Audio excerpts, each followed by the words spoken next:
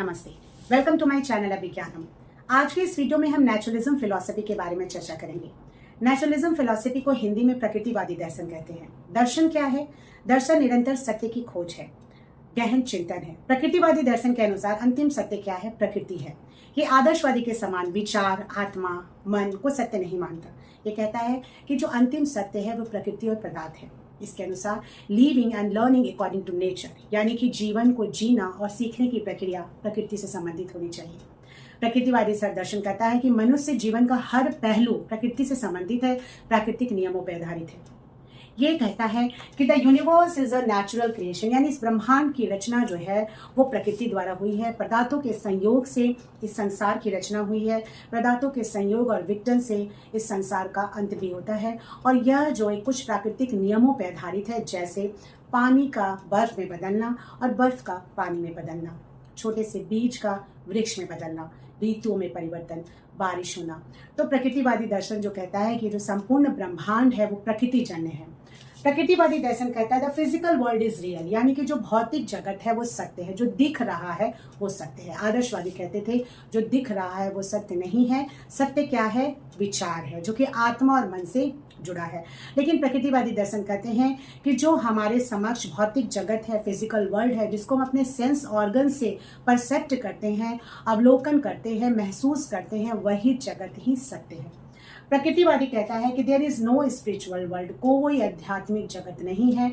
आत्मा, परमात्मा, अलौकिक घटना, ईश्वर, ये सारी चीज़ों को वो अस्वीकार करता है।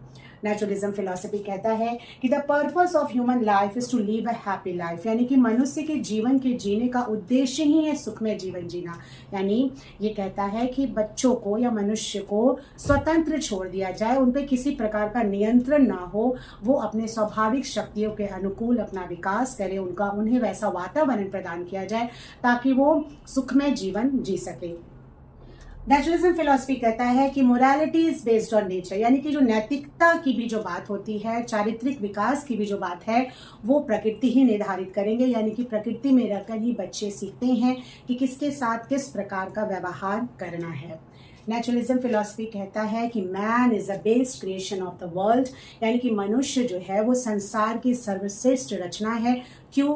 क्योंकि उसके पास बुद्धि है, विवेक है, वो अपने इंद्रियों के माध्यम से इस संसार को अवलोकन कर सकता है। उसके पास इतनी समझ है कि वो निर्णय ले सकता है क्या सही है क्या गलत है। This philosophy says human development is a natural process, यानी कि मनुष्य का जो विकास है वो एक प्राकृतिक प्रक्रिया है। ये कहता है कि मनुष्य कुछ सहज प्रवृत्तियों के साथ जन्म लेता है, स्वाभाविक शक्तियों के साथ जन्म लेता है, और ये जो स्वाभाविक शक्तियां हैं वो बाह्य वातावरण के साथ अंतःक्रिया करते ही क्रियाशील हो जाती है। इसीलिए इन शक्तियों पर किसी प्रकार का नियंत्रण नहीं होना चाहिए।